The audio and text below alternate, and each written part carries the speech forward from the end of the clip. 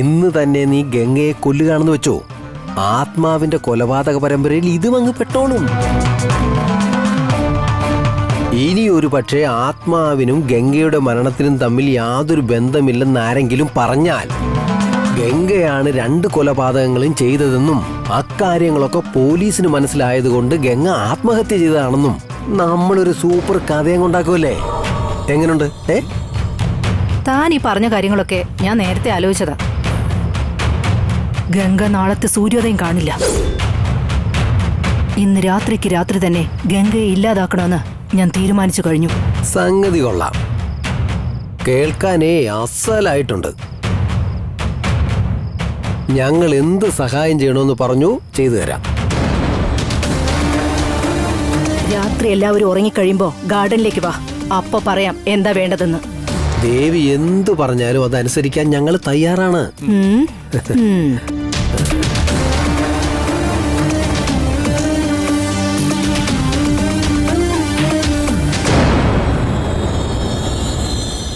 എന്താച്ചാ? ഒന്നുമില്ല.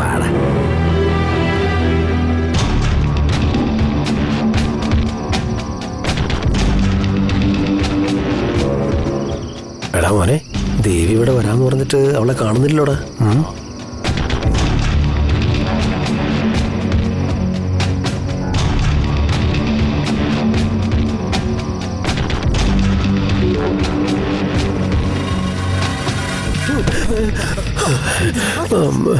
പറ ദേവി, എന്താ ചെയ്യേണ്ടതെന്ന് പറഞ്ഞാൽ മതി, ഞങ്ങളത് ഭംഗിയായിട്ട് ചെയ്തിരിക്കും.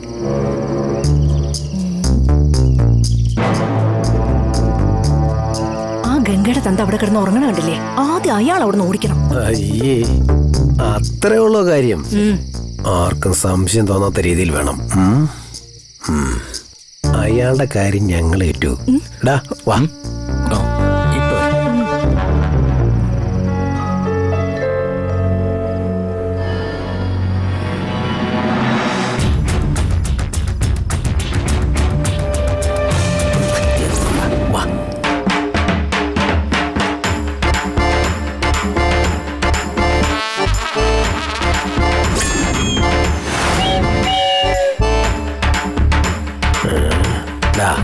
കുറച്ച് പഞ്ചസാര പോയി അടുക്കള നിർത്തോണ്ട് വാ. എന്തിനാ ഇപ്പൊ പഞ്ചസാര? ഓ, ഒന്ന് പോയി എടുത്തോണ്ട് വാടാ.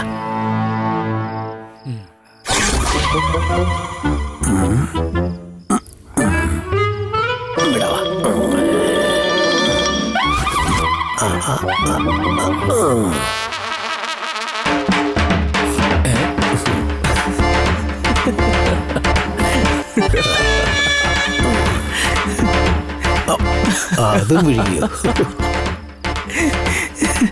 എന്താച്ചാ, ഇയാൾക്ക് ഉറക്കത്തിലും തീറ്റി മാത്രമേ ഉള്ളൂ? അവനല്ലേ ഉറങ്ങുന്നുള്ളൂ, അവന്റെ വായിപ്പോഴും ഉണർന്നു തന്നെ ഇരിക്കടാ. അച്ഛാ, ഇതാ പഞ്ചസാര. തുറക്കടാ.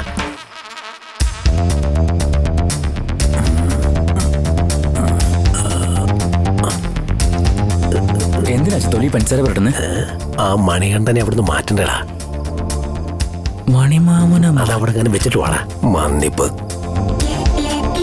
അച്ഛനെന്തിനാ എന്നെ എപ്പോഴും ഇങ്ങനെ?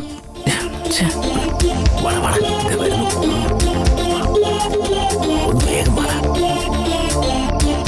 എന്താണത്?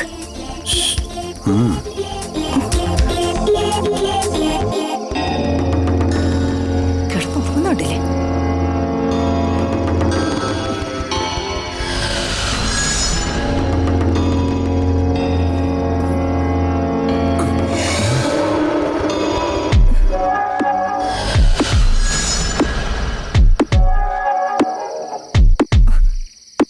എടോ, താൻ എന്തീ കാണിക്കുന്നേ? സമയം പോകുന്നു. എന്താണോ ഇത്? മനസ്സിലായില്ലല്ലേ? ഇല്ല. എനിക്കൊന്നും മനസ്സിലായില്ല. എന്താ ഉദ്ദേശം?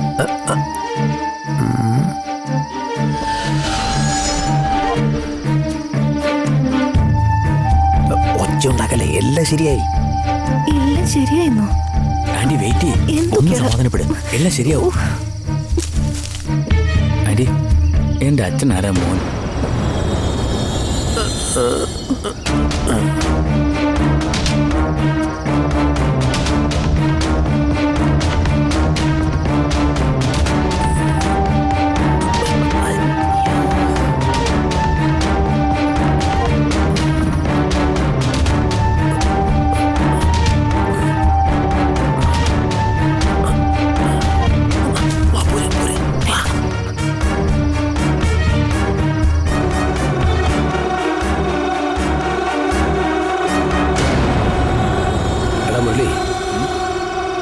പോയി ഒരു ബെഡ്ഷീറ്റ് എടുത്തോണ്ട് വാ. ആ ശരി അച്ഛാ. എന്തിനോട് ബെഡ്ഷീറ്റ്? എടാ ഒരു കസേരയും കൂടെ. ആ അച്ഛനും മോനും കൂടെ എന്ത് കൊന്താ ചെയ്യാൻ പോകുന്നേ? പോലെ ഒന്നോ തന്നാലുണ്ടല്ലോ. ചീട്ട് കളിക്കാനാ എന്റെ പൊന്നെ. എന്താണോ ഇത്? ആ തോട്ടക്കാരനെ അവിടുന്ന് മാറ്റാൻ പറഞ്ഞപ്പോ താനും ഇവിടുന്ന് ചീട്ട് കളിക്കാൻ പോവാ. ഈ കളിക്കുന്നത് തന്നെ അവന് വേണ്ടിട്ടാ. എന്താ നടക്കാൻ പോകുന്നതെന്ന് ഒളിഞ്ഞിരുന്ന് കണ്ടു. കൊളാക്കിയാലുണ്ടല്ലോ. തരുമോ പ്ലീസ്? കൊല്ലും ഞാൻ. നീ എന്ത് കൊല്ലാനാ? വായ നോക്കി ചീട്ടറ. പിടിപിടി പറക്കുന്നു.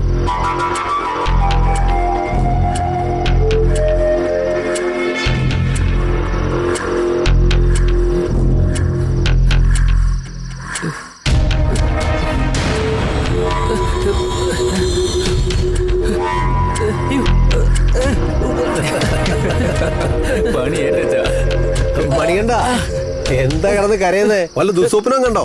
സ്വപ്നമൊന്നും അല്ല സാറേ, ഉറുമ്പ് കടിച്ചിട്ടാ. താൻ എന്തിനാ ഈ ഉറുമ്പ് കൂട്ടി പോയി കിടന്നുറങ്ങുന്നേ? വാടോ ഇവിടെ. വേണ്ട സാറേ, ഒന്ന് കുടഞ്ഞു കളഞ്ഞാ എത്ര നേരം കരുതിയാ കുടഞ്ഞു കളയുന്നേ? താനീ വാ. സാരമില്ല സാറേ. എടോ വാന്നേ, ഒരു പ്രധാനപ്പെട്ട കാര്യം പറയാണ്ട് വാടോ. പ്രധാനപ്പെട്ട കാര്യം? വേഗം വാ. ചീട്ട് നന്നായിട്ട് കശക്കട. ചീട്ട് കളിക്കുമ്പോ 3 പേരെങ്കിലും മിനിമം വേണം. ഒരു കൈ കുറവാ. താനിങ്ങോട്ടിരിക്കെ. അയ്യോ ഞാനില്ല സാറേ, ഞാൻ പോയി ഒന്ന് ഉറങ്ങട്ടെ. അങ്കിളെ, ഈ ഉറുമ്പിന്റെ കടി മുഴുവൻ കൊണ്ടു കഴിഞ്ഞിട്ട് ഇനി ഉറക്കം വരും തോന്നുന്നുണ്ടോ? വാ, ഒരു കൈ നോക്കാന്നേ. വെള്ളം അടിക്കാൻ താൻ ഇത്രയും ആലോചിക്കാറില്ലല്ലോ. ചീട്ട് കളിക്കാൻ വിളിച്ചപ്പോ എന്തൊരാലോചന. ഇങ്ങോട്ട് വാ. എന്തെങ്കിലും അച്ഛൻ പറഞ്ഞിട്ട് അങ്കിൾ അനുസരിക്കാതിരുന്നിട്ടുണ്ടോ? അങ്കിള് കളിക്ക് വെച്ചാ അങ്ങോട്ട് ഇരിക്കണ്ട. അല്ല, ഇരിക്കും മണിക്കണ്ട. ഇരിക്ക്. കാശൊക്കെ ഇടാ. വേഗം ആവട്ടെ. കളി തുടങ്ങാൻ പോകുന്നു. കളിക്കാനൊക്കെ അറിയാലോ അല്ലേ? എന്നാ തുടങ്ങിക്കോ.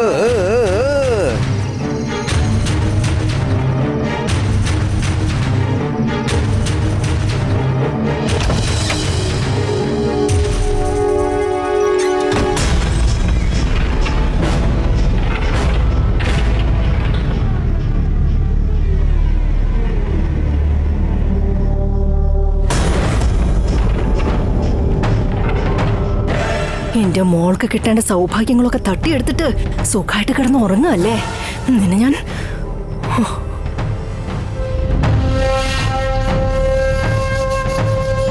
ജാനകിയുടെ സ്ഥാനത്ത് നീ കേറിപ്പറ്റി. ഇപ്പൊ നിന്നെ ഇല്ലാതാക്കിയിട്ട് ആ സ്ഥാനത്തേക്ക് ഞാൻ എന്റെ മോളെ കൊണ്ടുവരും.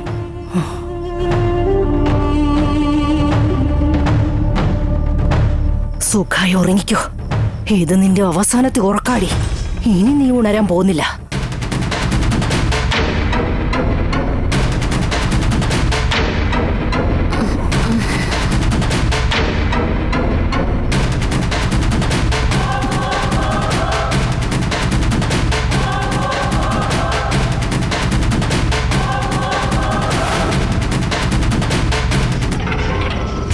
ഏതാടാ തല്ലിയേ? കിങ് ആണ്. കിങ്ങാ? കളി കഴിയാൻ പോകുന്നു.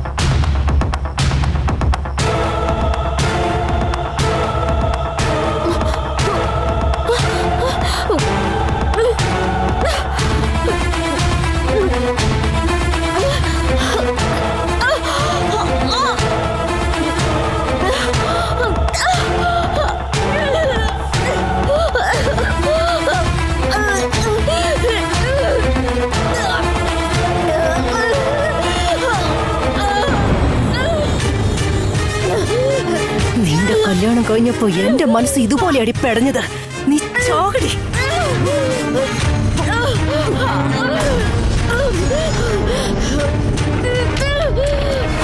ഇപ്പൊ എന്താടാ ഇറക്കിയേ? ക്യൂനാച്ചാ. ക്യൂനോ? ക്യൂന് എപ്പോ ഒരു നോക്കിയിരിക്കുവായിരുന്നു ഞാൻ. ഇപ്പഴാ കിട്ടിയത്. കളി കഴിഞ്ഞടാ മോനെ.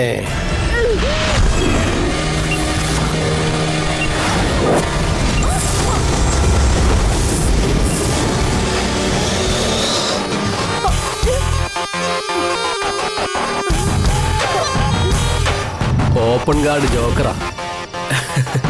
ഓപ്പൺ കാർഡ് ജോക്കർ ആയിരിക്കും ഞാൻ കരുതിയതേ ഇല്ല അച്ഛാ. കളി കഴിഞ്ഞു. എന്താടാ ഇത്? പ്രതീക്ഷിക്കാത്ത ട്വിസ്റ്റ് ആണല്ലോ.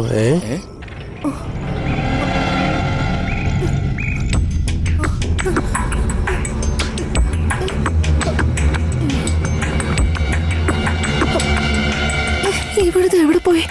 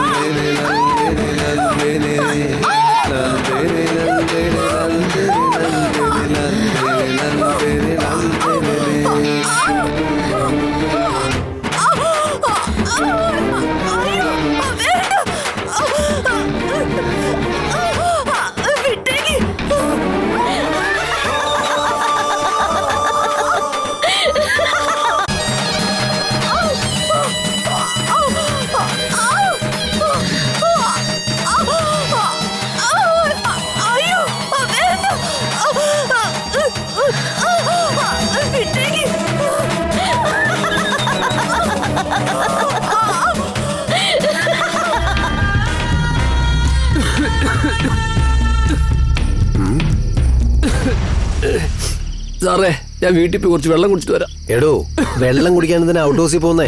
അകത്ത് കയറി എടുത്ത് കുടിച്ചു സാറേ. ഈ ചുമയ്ക്ക് മരുന്നും കൂടെ കഴിക്കണം, എന്നാലേ ചുമ മാറും. നീ പോന്നടാ.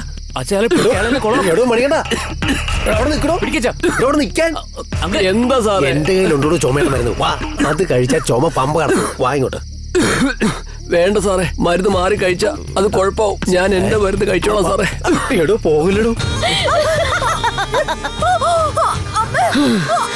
അന്ന് നീ എന്നെ കത്തി കൊണ്ട് കുത്താൻ ശ്രമിച്ചപ്പോ ആ കത്തി പിടിച്ചു വാങ്ങി നിന്റെ കഴുത്തിറക്കണമെന്ന് കരുതിയതാ ഞാൻ. പക്ഷെ എല്ലാവരും ഉണ്ടായിരുന്നതുകൊണ്ട് നീ ഇങ്ങനെ രക്ഷപ്പെട്ടു. ഇന്ന് നീ തന്നെ നേരിട്ട് വന്ന് എന്റെ പിടിയിൽ അകപ്പെട്ടിരിക്കുകയാണ്.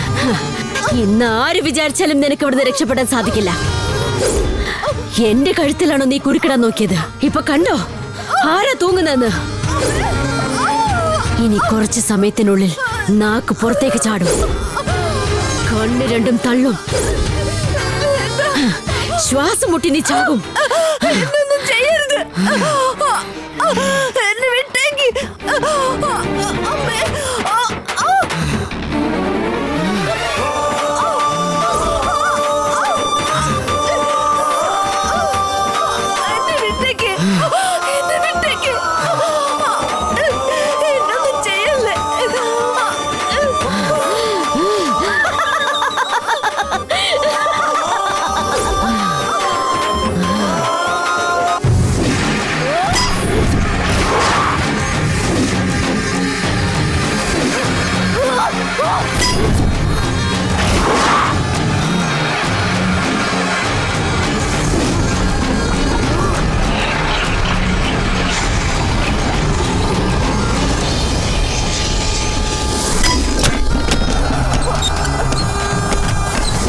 അന്ന് നീ രക്ഷപ്പെട്ടെങ്കിലും ഇന്ന് നിനക്കതിന് പറ്റില്ല.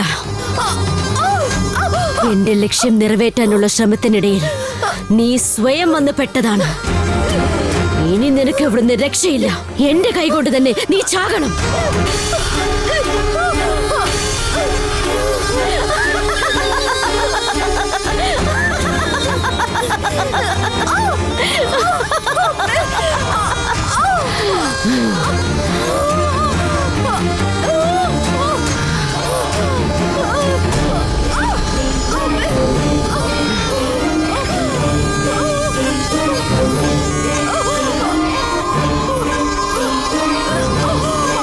ഇങ്ങോട്ട് വാ മണിക്കണ്ട, തന്റെ ചുമ മാറ്റി തന്നാ പോരെ. നാരയുടെ മൂക്കിൽ ഷവർ വെച്ചേക്കുന്നു, മൊത്തം കുളമാക്കി. അയാളിത് പിന്നെ പോയി. എടോ മണിക്കണ്ട,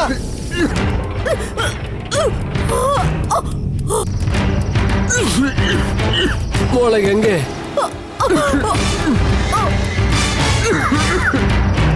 ഗംഗേ, കഥ തുറക്കും മോളെ. അച്ഛനാ മരുന്ന് കഴിക്കണം.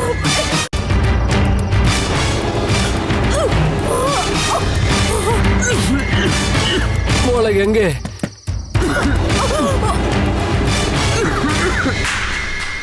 ഗംഗേ, കഥ തുറക്കും മോളെ. അച്ഛനാ മരുന്ന് കഴിക്കണം.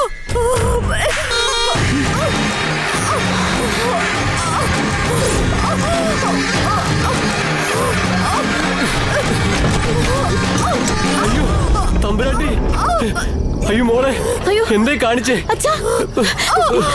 അയ്യോ സാറേ, ഒന്ന് ഓടി വരണേ. അച്ഛൻ ദേവേന്റെ പെട്ടെന്ന് തോന്നുന്നു. ഇനിയിപ്പോ നമ്മൾ എന്താ ചെയ്യാ? എടാ, ദേവി പിടിക്കപ്പെട്ടാലും നമുക്കത് ലാഭം, ആരെങ്കിലും ഓടി വാ ഗംഗ പെട്ടെന്ന്. ചത്താലും നമുക്കത് ലാഭം തന്നെയാ. മോളെ, നീ ഇതെന്താ കാണിച്ചേ? എന്താ ഒരു ഒച്ച കേൾക്കുന്നത്? ഞങ്ങള് ഒച്ച കേട്ട് ഇറങ്ങി വന്നതാ. വാ, നമുക്ക് പോയി നോക്കാൻ തന്നെ. വാ. മോളെ, അയ്യോ അയ്യോ, ആരെങ്കിലും ഓടി വാ. അയ്യോ, ആരെങ്കിലും ഓടി വരണേ. എന്റെ പൊന്നു സാറേ, ഇത് കണ്ടില്ലേ? തമ്പുരാട്ടി എന്തിനാ ഇങ്ങനെ ചെയ്തേ? അയ്യോ, നീ കാണിക്കുന്നത് ഇതൊക്കെ എന്താ നീ കാണിക്കുന്നത്? ഒരു ബോധമില്ല. എന്താ നീ ഇങ്ങനെ കാണിക്കുന്നത്? പറയൂ ദേവി, എന്താ പറ്റി? കുടിക്കാൻ കുറച്ച് വെള്ളം എടുത്തോണ്ടോ, വേഗം ചെല്ല്.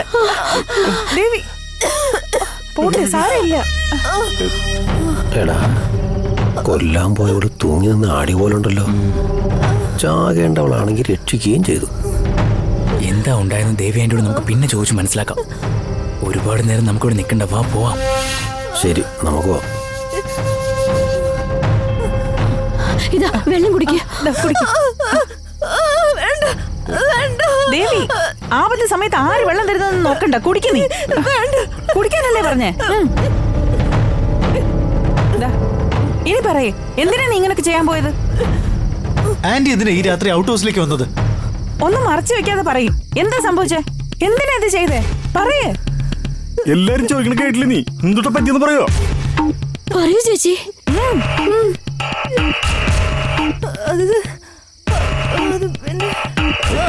പോയില്ലോ.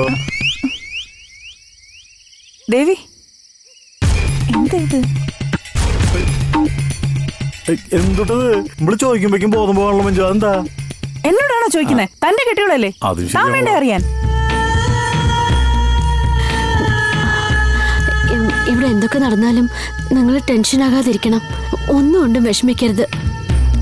അല്ല ഗംഗെ, ഇപ്പൊ ആന്റിക്ക് എന്തെങ്കിലും സംഭവിച്ചിരുന്നെങ്കിൽ ഇപ്പൊ മൂന്നാമത്തെ മരണമായനെ. ഇതെല്ലാം കണ്ട എങ്ങനെയാ മനസ്സ് വിഷമിക്കാതിരിക്കുക?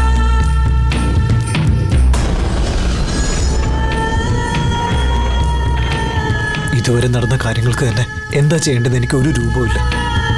ഇപ്പൊ ദേവി ആന്റി ഇങ്ങനെയൊക്കെ കാണിക്കാൻ തുടങ്ങി ഞാൻ എന്താ ചെയ്യാ? ആന്റിയുടെ മോളെ ഞാൻ കല്യാണം കഴിക്കാത്തതിന്റെ പേരിൽ ഇങ്ങനൊരു സൂയിസൈഡ് അറ്റംപ്റ്റ് ഒക്കെ നടത്തിയ അതിന്റെ പഴി എനിക്കല്ലേ വന്ന് വീഴും. അതെന്താ ആരും ആലോചിക്കാത്തെ? Suicide attempt? ഇവനാകെ കൊളാക്കുന്ന തോന്നുന്നേ. ഇനി ബോധം വന്നേ പറ്റൂ. ഗംഗെ, എനിക്കിനി ഇതിനൊക്കെ എന്താ ചെയ്യേണ്ടതെന്ന് അറിയില്ല. ഏതൊരാൾക്കും സഹിക്കുന്നതിന് അതിലൊക്കെ ഉണ്ടാവില്ലേ ഗംഗെ?